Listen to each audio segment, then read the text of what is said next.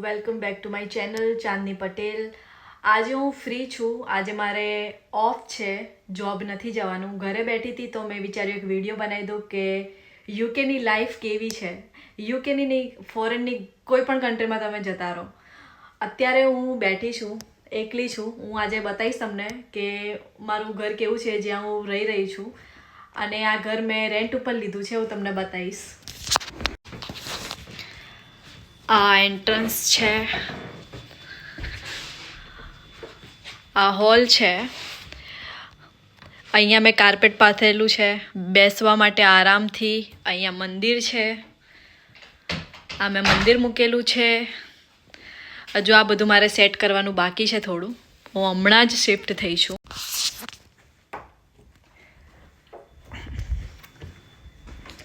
અહીંયાની life એટલી બધી અઘરી છે, મને એટલો કંટાળો આવે છે. આટલા મોટા ઘરમાં હું એકલી બેઠી છું, શું કરું કંઈ ખબર નથી પડતી. તો મેં વિચાર્યું હું એક વિડીયો બનાવું. આ કિચન છે મારું, વોશિંગ મશીન છે, કિચન છે, ફ્રીજ, ટેબલ છે, ચેર છે. હવે આપણે જઈશું ઉપર. ઉપરના ફ્લોર પર મારો રૂમ છે.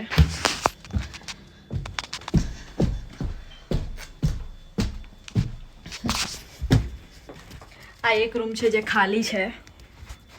મેં મારા કપડાં અહીંયા લગાવેલા છે કેમ કે બહાર વરસાદ આવે છે તો મારા કપડાં સુકાઈ જશે રૂમમાં જ. આ મારો રૂમ છે. રૂમની હાલત જુઓ, બધું જ્યાં ત્યાં પડ્યું છે. મારે બધું સેટ કરવાનું બાકી છે.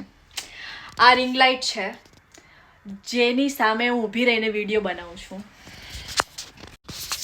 હવે આપણે જોઈશું કે બહારનો વ્યૂ કેવો છે. આ મારા ઘરની બહારની જગ્યા છે. વેધર એકદમથી સારું થઈ ગયું. હમણાં વરસાદ ચાલુ હતો, 1 મિનિટની અંદર દેખો વેધર ચેન્જ. અહીંયા 1 સેકન્ડમાં વેધર ચેન્જ થઈ જાય.